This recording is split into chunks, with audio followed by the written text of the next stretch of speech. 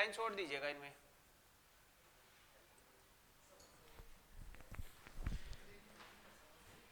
एक एक लाइन छोड़ते हुए चलेंगे। ये तो हो जाएगा अशुद्ध है ना। अब इसका शुद्ध वाक्य है ना वो लिखाया जाएगा।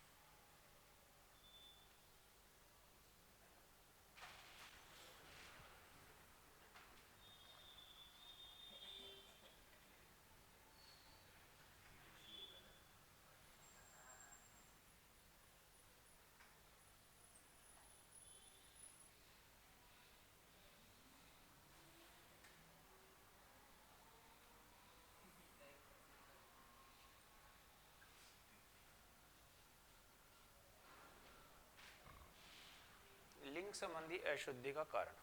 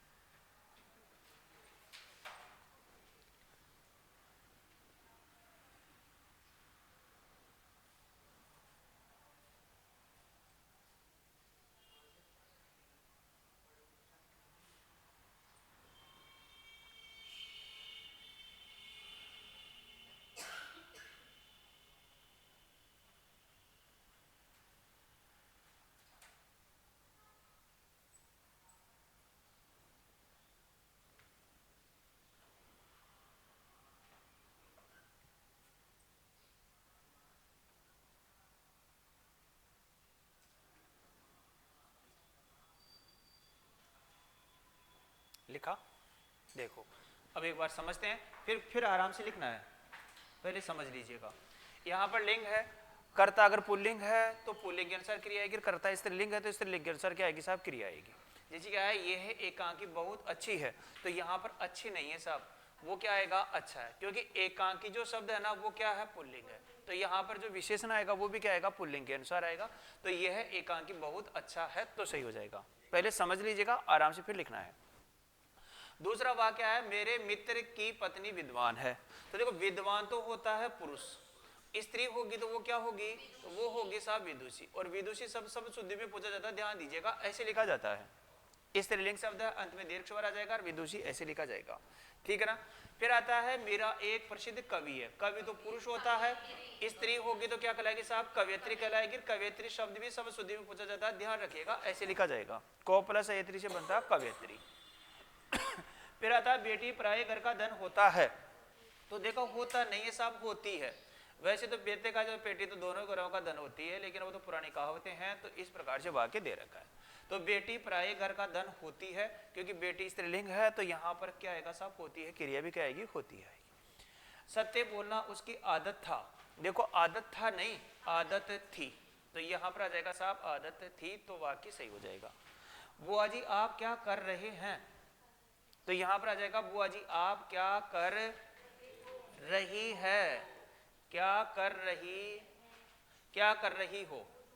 यहां पर क्या जाएगा साहब, क्या कर, बुआ जी आप क्या कर रही हो। यहां पर आप शब्द है तो आदर देने के लिए किया जा रहा है, इसलिए यहां पर रही हो आएगा, ठीक है। फिर आ गया, आत्मा अमर होता है। आत्मा स्त्रीलिंग है तो अमर नहीं होता साहब, अमर होती है, तो यहां पर होता है की जगह क्या आ जाएगा, होती है, तो क्या हो जाएगा, सही हो जाएगा। सेनापति को प्रणाम करनी पड़ती है। तो देखो प्रणाम करनी नहीं, करना पड़ता है। अब सेनापति हो सकता है कि पुरुष हो और सेनापति हो सकता है कि स्त्रीलिंग हो, तो भी क्या आएगा, करना पड़ता है ही आएगा, क्योंकि सेनापति शब्द है वो क्या है, पुल्लिंग के रूप में आता है, इसलिए यहाँ पर क्या होता है, करना पड़ता है। सेनापति पुरुष भी हो सकता है तो भी करना पड़ता है, स्त्री होगी तो भी करना पड़ता है। समझ में आ गया? लिखो पहला वाक्य, यह एकांकी बहुत अच्छा है, ये शुद्ध हो जाएगा। अच्छा डायरेक्ट क्यों इतना ही लिख रहे हो क्या? समझ में आ रहा है ना? अब तो डायरेक्ट वो आपको इतना लिख दिया भाई, इतना ही तो, यही तो करना है उसमें चेंज।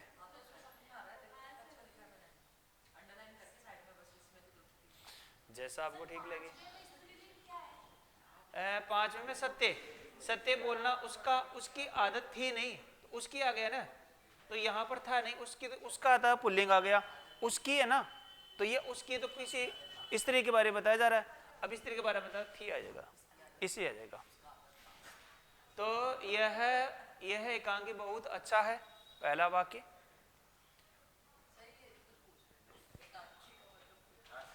एकांकी का मतलब होता है जिसमें कोई भी ग्रंथ ऐसा हो जिसमें एक ही अंक हो, एक अंक में लिखा जाए, वो होता है एकांकी, यानी कि एक पार्ट में लिखा जाए।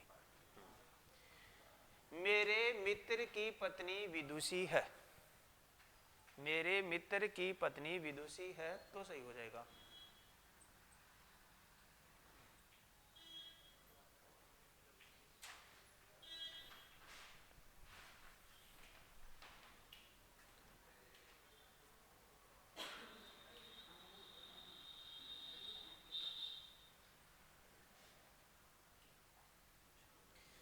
हाँ जी बिल्कुल, आपने कमेंट के माध्यम से आंसर दिया है कि इनका यही होने वाला है, सही है। चलो साहब, दूसरा वाक्य आ गया, मेरे मित्र की पत्नी विदुषी है। तीसरा वाक्य आ गया साहब, मीरा एक प्रसिद्ध कवयित्री थी, तो सही हो जाएगा, क्योंकि मीरा स्त्री है तो कवयित्री कहलाएगी। फिर आता है, बेटी प्राय घर का धन होती है, तो सही हो जाएगा। सत्य बोलना उसकी आदत थी, है ना, सत्य बोलना उसकी आदत थी, तो वाक्य सही हो जाएगा, क्योंकि उसकी है सर्वनाम है, उसका पुल्लिंग के लिए आता, उसके स्त्रीलिंग के आ गया, तो यहाँ पर क्या आ जाएगा साहब, ये इस रूप में आ जाएगा।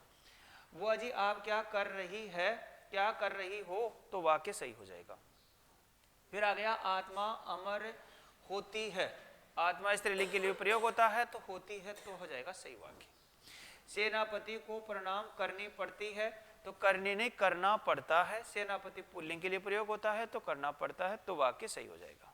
ये हमारा तीसरा पैटर्न हो गया, लिंग संबंधी अशुद्धि का कारण। ठीक है, चलें आगे। चलो साहब, अब जो चौथा पैटर्न है वो साहब वचन संबंधी अशुद्धि का कारण।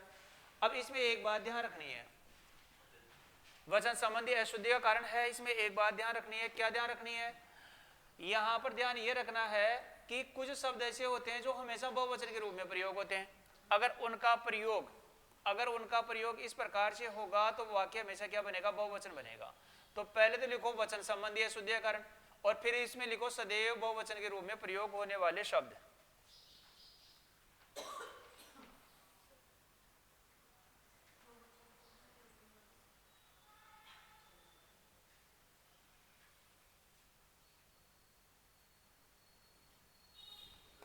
सदैव बहुवचन के रूप में प्रयोग होने वाले जो शब्द है ना, वो लिखिएगा।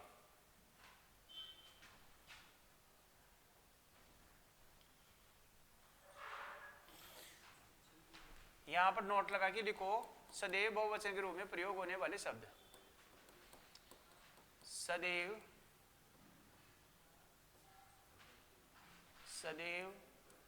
बहुवचन के रूप में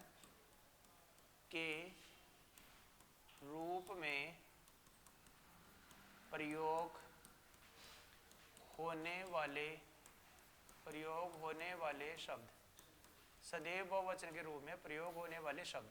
अब देखो, इनको ट्रिक के माध्यम से पढ़ेंगे, एक ही बार में आपको याद हो जाएगा साहब। कैसे?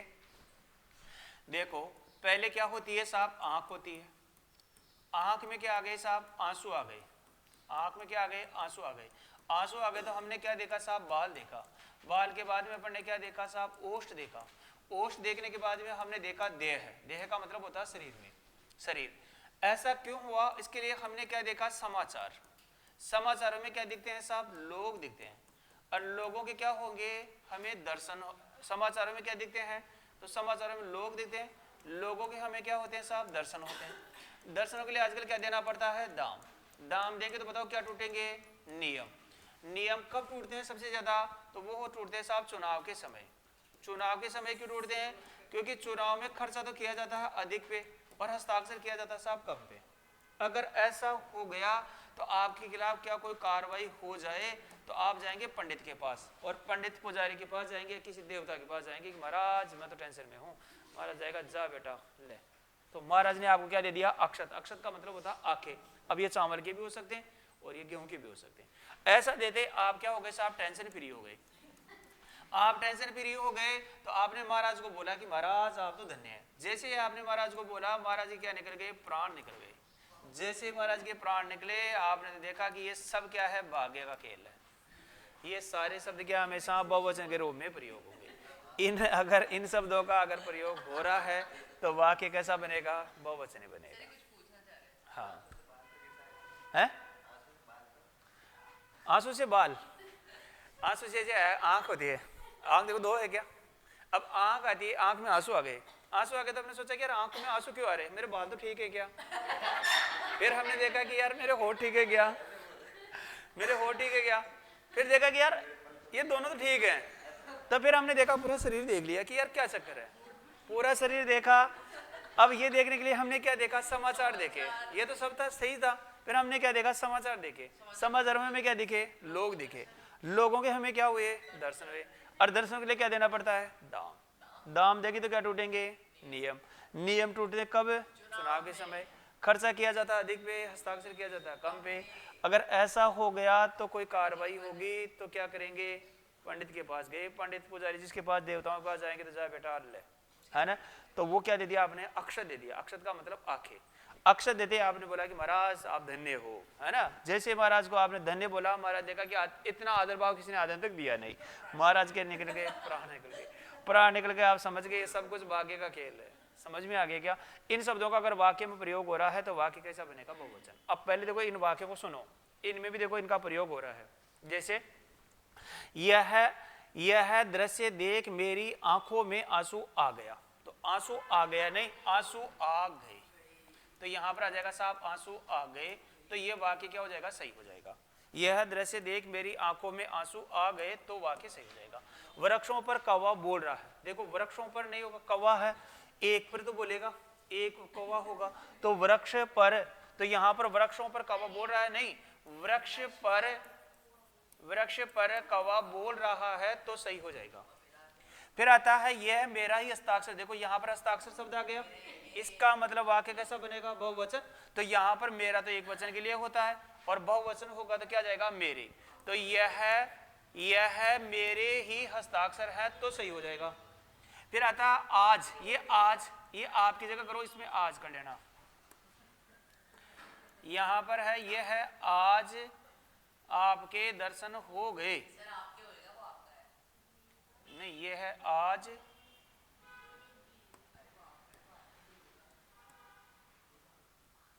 देखो यहां पर आज। अब आप देखो यहां पर है आज आपका दर्शन हो गया, देखो दर्शन शब्द आ गया क्या, इधर हस्ताक्षर था, देखो दर्शन शब्द यहां पर है, इसका मतलब वाक्य कैसा बनेगा, बहुवचन। तो अब आज आपका की जगह क्या आ जाएगा, आपके। आज आपके दर्शन हो गए, तो ये वाक्य कैसा बन जाएगा, ऐसे बन जाएगा, तो सही हो जाएगा। फिर आता अभी 3 बजा, देखो बजा होता है एक से अधिक बजते वैसा क्या बनेगा, वाक्य बहुवचन।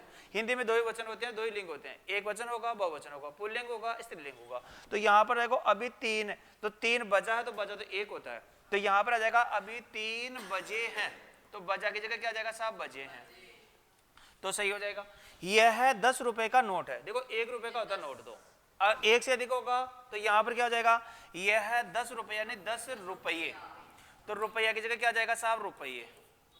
यह 10 रुपये का नोट है ना, यह 10 रुपये का नोट है, तो सही हो जाएगा। फिर आता है हिंदी और अंग्रेजी मेरी भाषा है, देखो हिंदी और अंग्रेजी दो आ गई क्या, इसका मतलब वाक्य कैसे बन गया, बहुवचन। तो हिंदी और अंग्रेजी मेरी भाषाएं हैं, तो यहाँ पर आ जाएगा भाषा की जगह आ जाएगा साहब भाषाएं। हिंदी और अंग्रेजी मेरी भाषाएं हैं, तो सही हो जाएगा। के मारे उसका प्राण, देखो प्राण शब्द आ गया तो यहां पर आ जाएगा प्यास के मारे उसके प्राण निकल गए। तो एक तो आ जाएगा उसका की जगह क्या आ जाएगा उसके प्राण निकल गया की जगह क्या आ जाएगा साहब निकल गए। तो प्यास के मारे उसके प्राण निकल गए तो ये हो जाएगा। इनमें से अगर कोई भी एक भी शब्द का प्रयोग हो रहा तो वाक्य कैसा बन जाएगा, बहुवचन बन जाएगा। ठीक है, अब लिखो पहला, यह दृश्य देख मेरी आंखों में आंसू आ गए। यह दृश्य देख मेरी आंखों में आंसू आ गए।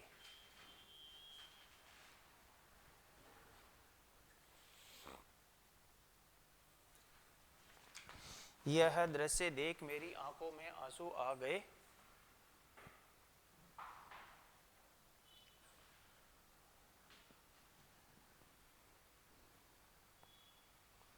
प्रायशः वृक्ष पर कौवा बोल रहा है। वृक्ष पर कौवा बोल रहा है।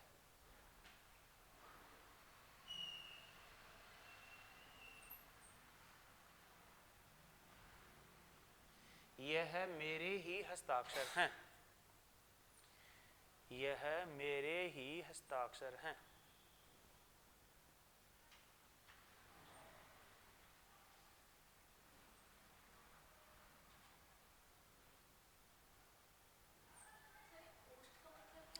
होठ, होठ,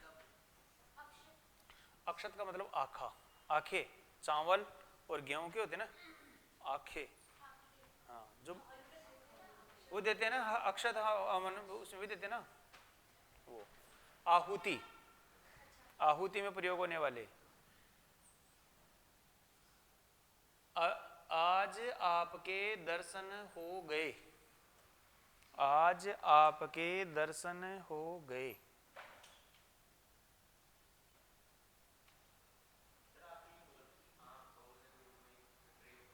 कौन, हाँ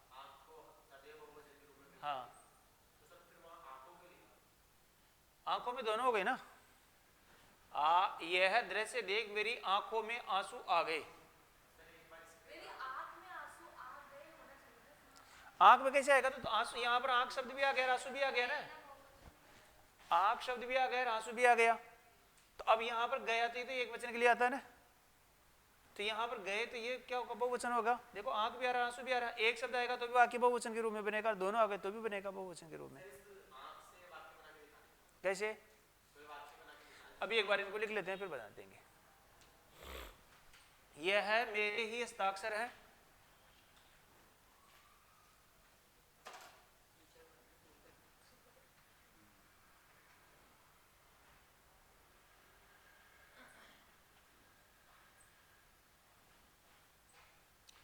आज आपके दर्शन हो गए।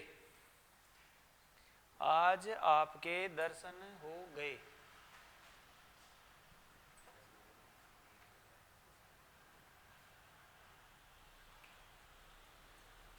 अभी 3 बजे हैं।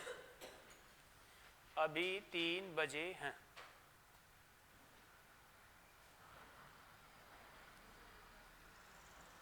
यह 10 रुपये का नोट है। यह 10 रुपये का नोट है।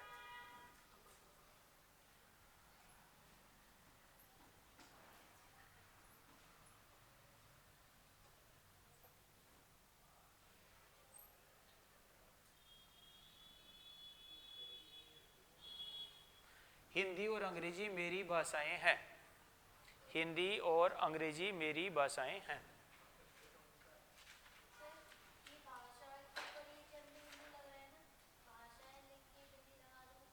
बहुवचन है ना, बिंदी, चंद्र बिंदी आएगी इसमें।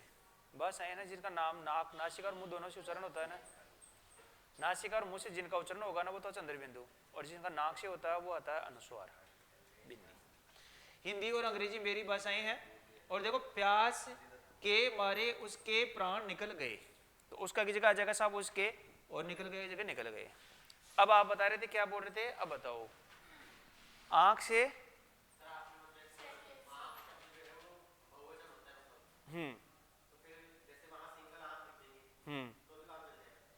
आंख कैसे लिखें, जैसे कि जब ये वाक्य जैसे क्या है ना, कल का पेपर देख मेरी आंखें खुल गई। कल का पेपर, केवीएस का पेपर देखकर मेरी आंखें खुल गई। वास्तव में खुल गई थी। मुझे लगा तो देखो आंखें खुल गई तो आंख नहीं खुलेगी, आंखें खुल गई, आ गया ना समझ में। कल का केवीएस का पेपर देखकर मेरी आंखें खुल गई।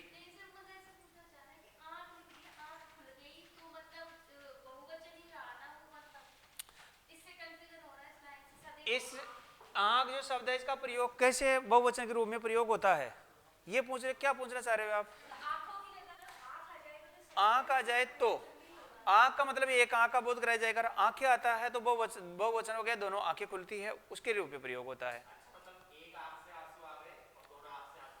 एक आंख से आंख शब्द आ गया ना, आंसू आएगा तो वो दोनों में ही आएगा, और दोनों में आएगा तो वाक्य बहुवचन के रूप में आएगा। ऐसे है, जैसे कि आप ऐसे बोल सकते हो मेरी आंख में कुछ गिर गया, इसका मतलब एक आंख में गिरा है, समझ में आ गया। अब यहां पर आ रहा है मेरी आंखों में गिर गए, अब दोनों आंखों का प्रयोग होगा तो वाक्य कैसे आएगा? बहुवचन के रूप में। लेकिन आंख शब्द का प्रयोग वाक्य में हमेशा बहुवचन के लिए ही प्रयोग होता है। ऐसे आ गया मेरी आंख में आंसू, मेरी आंखों में गिर गया, मेरी आंख में कुछ गिर गया, इसका मतलब एक आंख में गिरा है। मेरी आंख में, मेरी आंखों में कुछ गिर गया, इसका मतलब दोनों आंखों में गिरा है, समझ में आ गया। अब एक तो यहां पर आंख शब्द आ रहा है और यहां पर ये क्या आ गया? आंसू आ गया। अब आंसू और आंख दोनों आ गए ना, तो ये वाक्य कैसा बन गया? बहुवचन के रूप में प्रयोग होने वाला वाक्य वो बन गया। आंख का मतलब होती है दोनों आंखों के बारे में बात होती है हमेशा। आप दो आंख है ना, दो आंख है तो बहुवचन हो गया। हाँ, बहुवचन वाक्य में बनाना पड़ता है, वही तो। अरे यहाँ पर यही तो बता रहा ना भाई, आप यहाँ पर जो वाक्य होगा अगर इनका प्रयोग हो रहा है तो वाक्य बहुवचन के रूप में आपको बनाना होगा, यह है।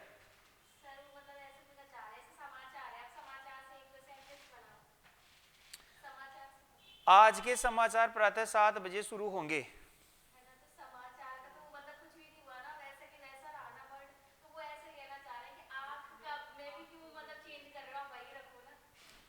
अच्छा, वहां आंख का एक वचन के रूप में भी प्रयोग रखूं और बहुवचन के रूप में भी प्रयोग हो, ऐसा बोलना चाह रहे हैं आप? तो वाक्य का एक वचन में जब यहां पर आंख भी आ रहा है, आंसू भी आ रहा है, तो ये वाक्य वैसे बहुवचन के रूप में बन गया, एक वचन बन ही नहीं सकता। ऐसे इस वाक्य की शर्त यह है, आंसू आ रहा है, सुनो, आंसू आ रहा है तो स्वाभाविक क्रिया है, स्वाभाविक सी क्रिया है कि एक में तो हम रोक नहीं सकते, एक आंख में एक में ही ला सकते हैं, ऐसा हो नहीं सकता है ना। और दूसरी बात है यहां पर आंख भी आ रहा है, आंसू भी आ रहा है, तो ये वाक्य ना बहुवचन के रूप में वैसे बन गया, ऐसे है। तो यह आ गया, इन शब्दों का अगर प्रयोग हो रहा है वाक्य में तो वाक्य कैसा बनेगा? बहुवचन के रूप में बनने वाला है, ठीक है ना। चलो साहब, आगे वाला है, इन नेक्स्ट जो पैटर्न है वो हमारा है क्रमभंग संबंधी अशुद्धि का कारण। यानी कि वाक्य में क्या हो जाए, शब्दों का क्रम क्या हो जाए साहब, उल्टा सुल्टा हो जाए तो वाक्य क्या बन जाता है? अशुद्ध ना वो बन जाता है। तो यहां पर इसको चेंज करते हैं,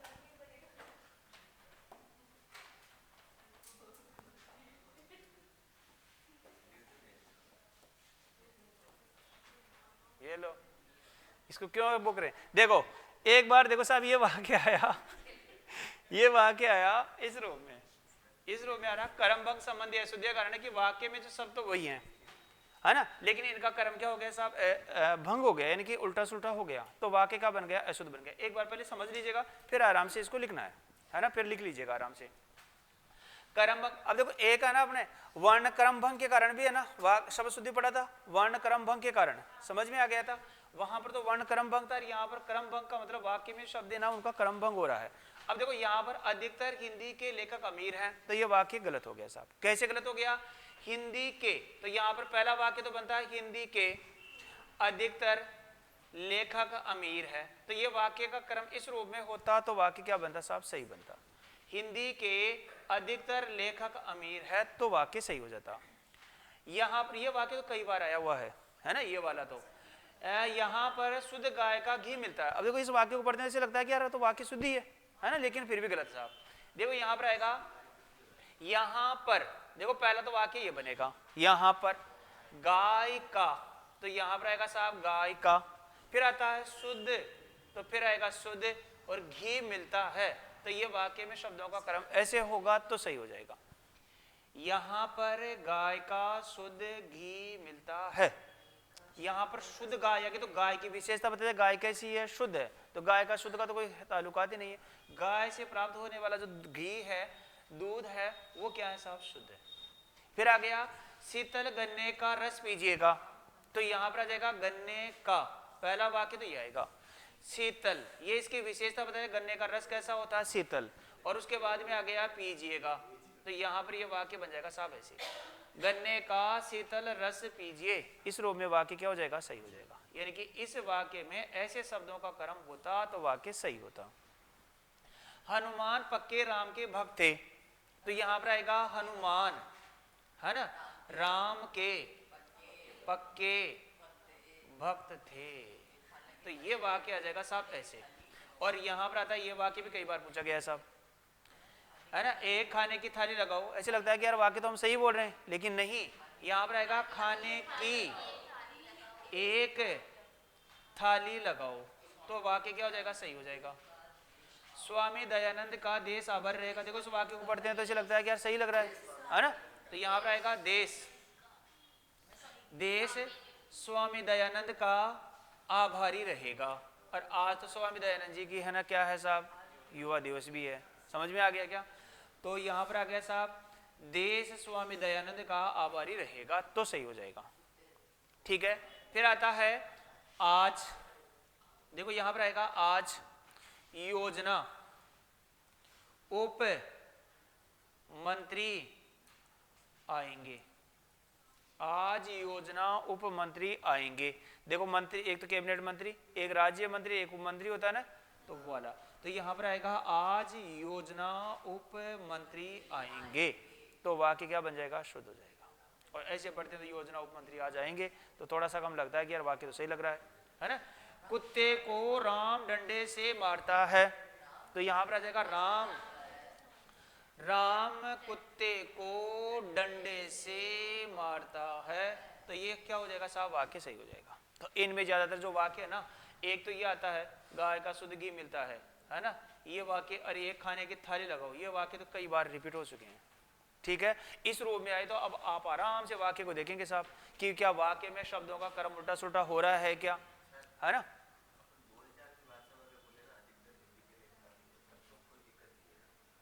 किसमें, बोलचाल में, वाक्य में, हाँ वाक्य नहीं, बोलचाल में तो मैं नहीं लगता है, बोलचाल में तो ये सारे प्रयोग होने वाले हैं, बोलचाल में तो हम प्रयोग करते हैं, लेकिन लगता नहीं है बोलते वक्त, है ना, बोलते वक्त नहीं, लेकिन अपना तो वाक्य शुद्धि आएगी ना। तो वैसे तो इसमें तो वैसे जो पीएसआई का पेपर होगा ना, उसमें तो इनमें से आएगा, यही पैटर्न आएगा उसमें, तो बताओ कि इस वाक्य में अशुद्धि का कारण क्या है, वो डायरेक्ट यही पूछेगा, क्योंकि उसको पता है सारे, ये तो फिर लगभग वो कर ही देंगे। अब अशुद्धि का कारण होगा तो वो पढ़ा होगा तभी अब कर पाएगा, ऐसे है। तो क्रम भंग संबंधी अशुद्धि का कारण है वो हो गया। अब बोलचाल में तो इनको प्रयोग होते ही हैं ऐसे, बोलचाल में तो किन को पता होता है कि ये क्रम भंग हो रहा है क्या, या क्या हो रहा है क्या, हाँ। वो तो उनको तो भाव से मतलब है कि समझ, जो मैं समझाना चाह रहा हूँ वो समझ में आ गया नहीं आया।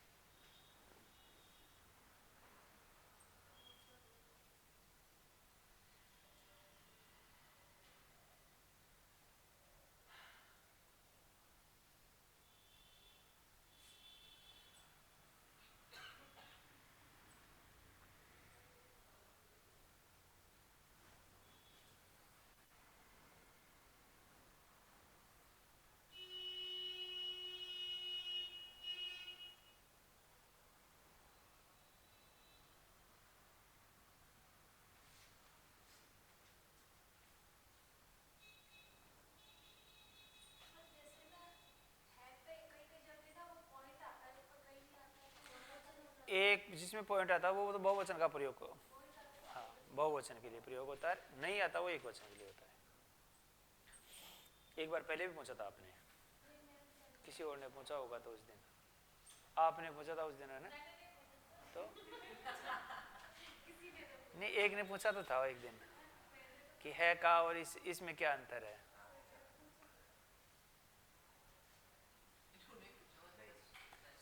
नहीं वो, हाँ किसी और ने पूछा था, लेकिन पूछा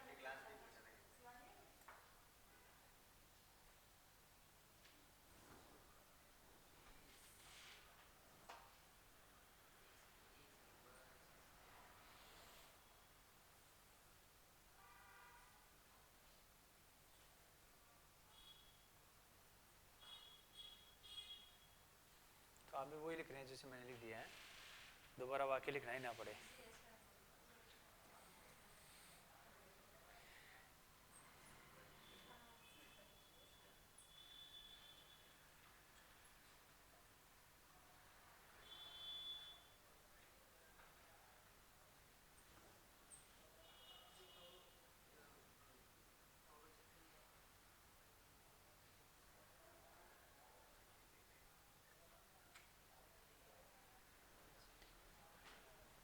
हिंदी के अधिकतर लेखक अमीर है, पहला वाक्य।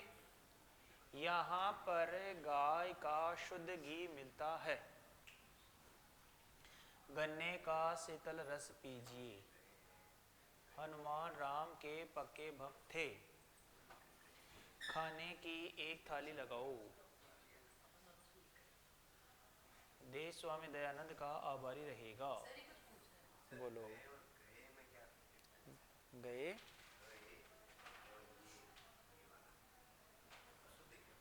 नहीं, ये वाला और ये वाला, ये तो संज्ञाओं के लिए प्रयोग होता है, ये क्रिया के साथ प्रयोग होता है। हाँ, और ये क्रिया के लिए साथ प्रयोग होता है, ऐसे होता है।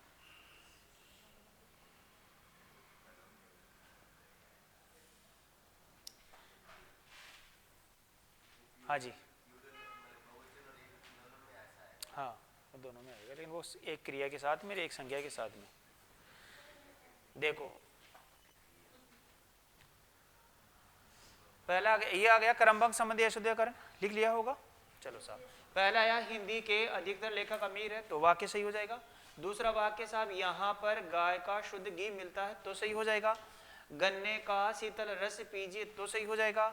हनुमान राम के पक्के भक्त थे, तो वाक्य सही हो जाएगा। फिर आ गया खाने की एक थाली लगाओ, तो वाक्य सही हो जाएगा। और देश स्वामी दयानंद का आभारी रहेगा, तो सही हो जाएगा। आज योजना उप मंत्री आएंगे, तो सही हो जाएगा। और यहाँ पर आ जाएगा राम कुत्ते को डंडे से मारता है, तो सही हो जाएगा। ये बन गया क्रमभंग संबंधी अशुद्धीकरण, यानी कि वाक्य में क्रम, शब्दों का क्रम अगर ठीक नहीं रहता है तो वाक्य अशुद्ध हो जाता है। इसके बाद में है कारक संबंधी अशुद्धि का कारण।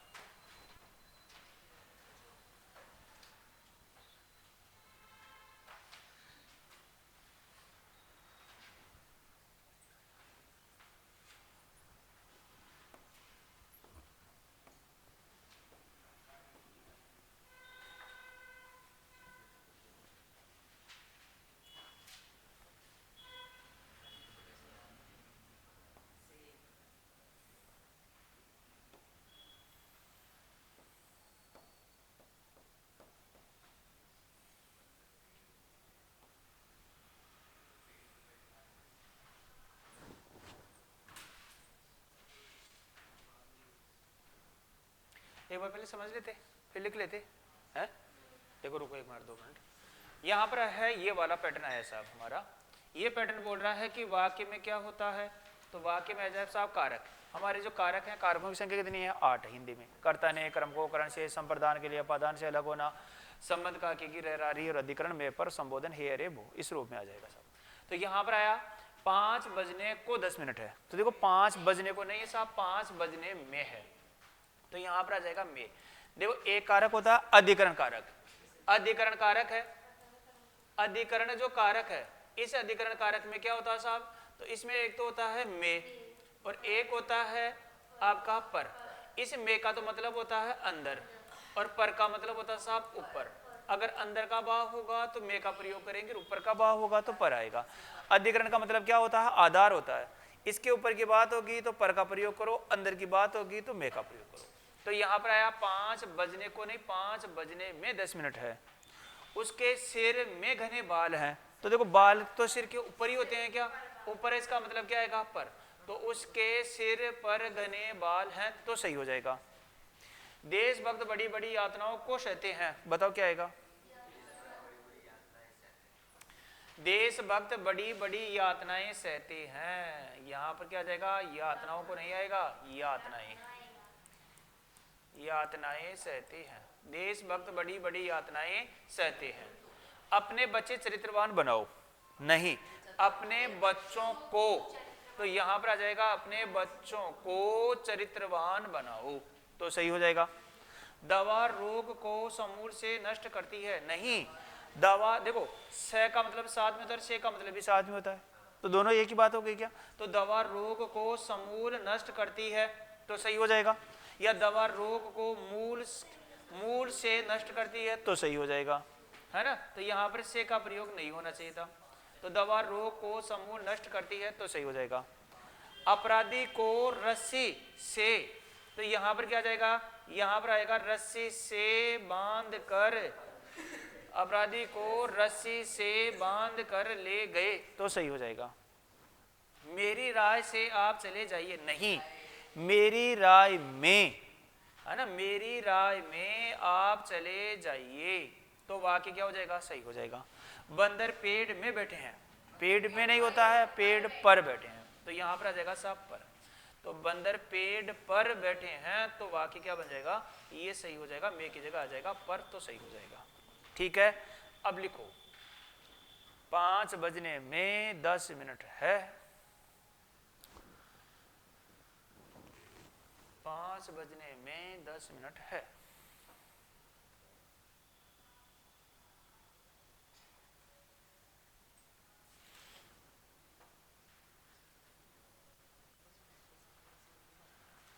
उसके सिर पर घने बाल हैं, उसके सिर पर घने बाल हैं।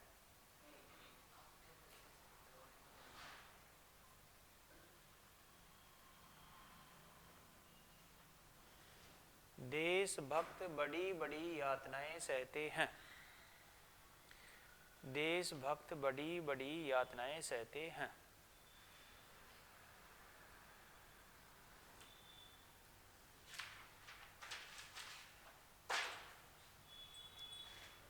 अपने बच्चों को चरित्रवान बनाओ, अपने, अच्छा बाद में आएगा, यहाँ पर आ जाएगा अपने बच्चों को चरित्रवान बनाओ, अपने बच्चों को यहाँ जाएगा, बच्चों को चरित्रवान बनाओ। दवा रोग को समूल नष्ट करती है, समूल का मतलब मूल से ही, जड़ से ही, दवा रोग को समूल नष्ट करती है।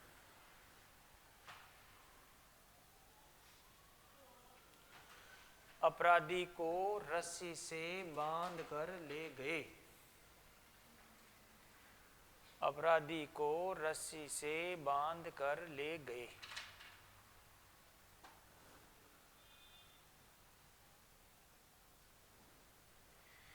मेरी राय में आप चले जाइए,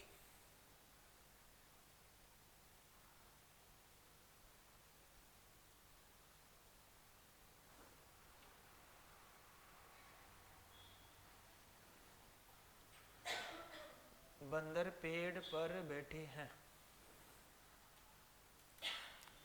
बंदर पेड़ पर बैठे हैं।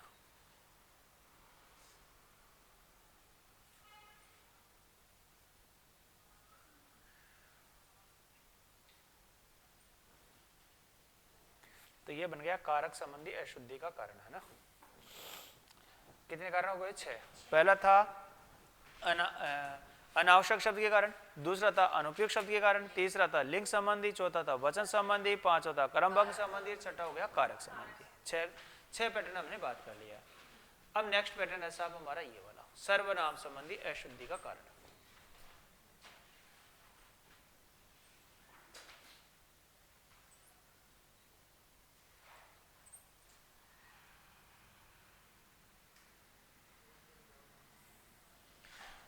देखो सर्वनाम संबंधी एक बार समझ लें क्या पहले, फिर आराम से लिख लेना, है ना। देखो सर्वनाम है, सर्वनाम हमारी हिंदी में होते हैं 6, जिसको याद रखने का जो तरीका है वो ऐसे भी याद रख सकते हैं। इसको याद रखने का साहब प्र, पू, नी, स, अब आपके सिलेबस में तो है नहीं इसलिए ज्यादा जिक्र करेंगे नहीं। प्र का मतलब प्रश्नवाचक, पू का मतलब पुरुषवाचक, नी का मतलब निजवाचक, नी का मतलब निश्चयवाचक, स का मतलब संबंधवाचक, ए का मतलब अनिश्चयवाचक। ये 6 सर्वनाम है। अब 6 सर्वनाम में कुछ सर्वनाम का ठीक से प्रयोग नहीं हो तो वाक्य अशुद्ध हो जाता है। जैसे कि मैंने आज अजमेर जाना है, तो यहाँ पर मैंने नहीं आएगा मुझे, तो यहाँ पर मैंने की जगह हो जाएगा साहब मुझे आज अजमेर जाना है, तो मैंने की जगह हो गया साहब मुझे आज अजमेर जाना है, तो वाक्य क्या हो जाएगा, सही हो जाएगा। फिर आता तुम तुम्हारा काम करो, हम बोलते भी हैं, है ना, तुम तुम्हारा काम करो, ये गलत है साहब, तुम अपना काम करो। तो आज से आप किसी को बोलो तो आप बोलोगे तुम अपना काम करो, इसका मतलब वाक्य शुद्ध होगा, है ना। मेरे को 100 रुपए की आवश्यकता है, नहीं मुझे 100 रुपए की आवश्यकता है, तो वाक्य क्या हो जाएगा, सही हो जाएगा। राम थक कर उसके घर में सो गया, तो यहां पर क्या आएगा, हाँ, राम थक कर अपने घर में सो गया, तो वाक्य क्या हो जाएगा, सही हो जाएगा, ठीक है ना। मीनिंग राम थक कर उसके घर में सो गया, उसके घर में नहीं होता, हाँ किसी और की बात कर रहा है। यहां पर आता है राम थक कर अपने घर में सो गया, शकुन से तो अपने घर में ही सोया जाता है। तो यहाँ पर तो अब ये आप गलत सो रहे हो, अब अपने घर में सोओगे तो ही सही होगा। ये वाक्य ऐसे आएगा कि राम थक कर अपने घर में सो गया, तो वाक्य क्या हो जाएगा, सही हो जाएगा। यह काम तेरे से नहीं होगा, तो यहाँ पर आएगा यह काम तुम से, तो यहाँ पर तेरे की जगह क्या आ जाएगा, तुम से नहीं होगा। फिर आ गया सबों ने मान लिया कि पृथ्वी घूमती है, सबों ने नहीं, सब ने मान लिया कि पृथ्वी घूमती है। ये सर्वनाम, ये सबों का मतलब कोई इसका नाम नहीं है, यहाँ पर यह सर्वनाम के रूप में आ रहा है कि सब ने मान लिया कि पृथ्वी घूमती है, तो सही हो जाएगा।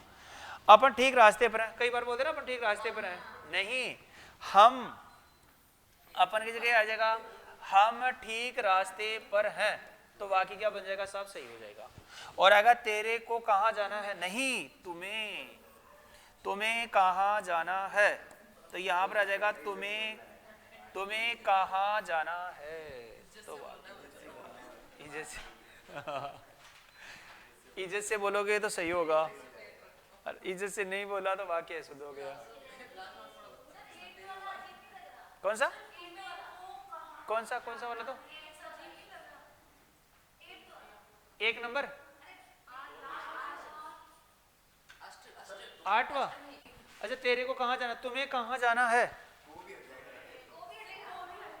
हाँ तुम्हें कहाँ जाना है, ये को भी उठेगा, तेरे को और दोनों उठेंगे, तो तुम्हें कहाँ जाना है, तो सही हो जाएगा। तुम्हें कहाँ,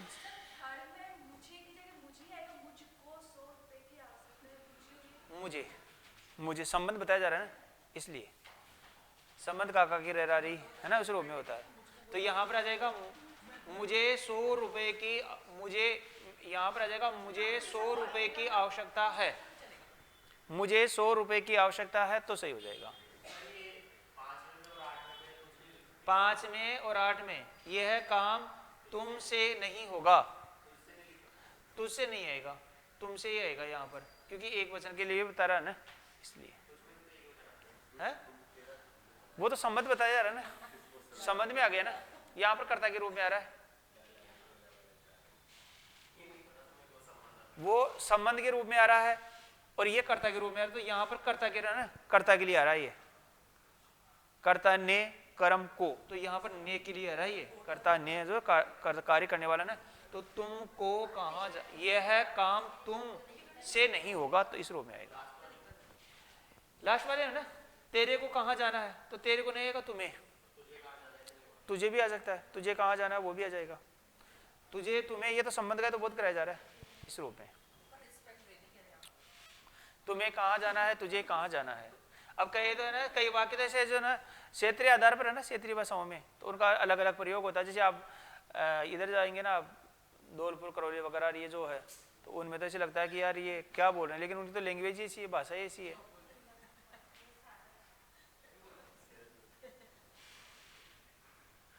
वो उनसे बात करते हैं ऐसे लगता है ये तो लड़ाई करने की मूड में है अभी, है ना, लेकिन वो लड़ाई नहीं कर रहे हैं, वो तो है ही उनके साथ ऐसे ही।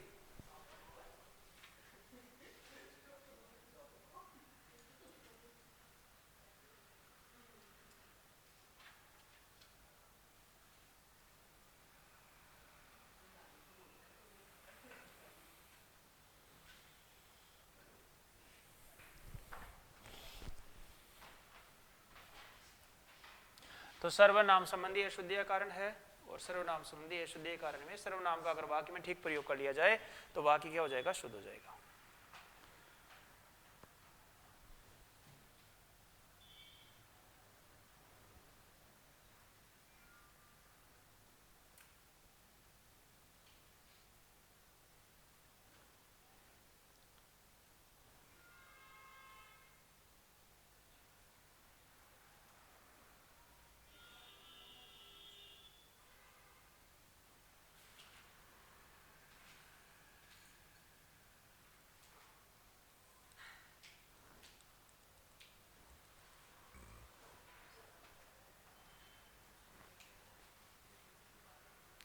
मुझे आज अजमेर जाना है और तुम अपना काम करो, मुझे 100 रुपए की आवश्यकता है।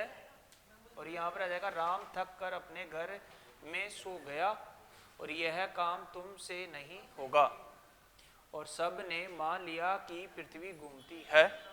और यहाँ पर आ जाएगा हम ठीक रास्ते पर हैं और तुम्हें कहाँ जाना है। ये इस रूप में वाक्य क्या बन गया, साफ शुद्ध बन गया। ठीक है ना। अशुद्धि का कारण क्या था, सर्वनाम था। सर्वनामों का प्रयोग ठीक से नहीं होता है तो वाक्य क्या बन जाता है, अशुद्ध बन जाता है। ठीक है, चलें आगे। लिख लिया ना सभी ने, कर दो नेक्स्ट।